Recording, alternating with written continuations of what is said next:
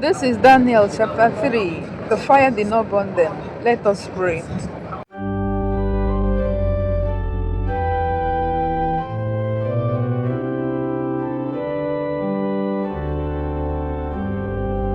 You are to be praised and highly exalted forever.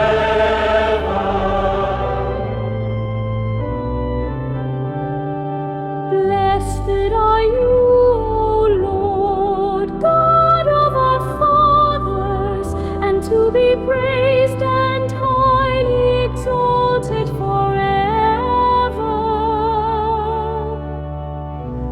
And blessed is your glorious holy name, and to be highly praised and highly exalted forever.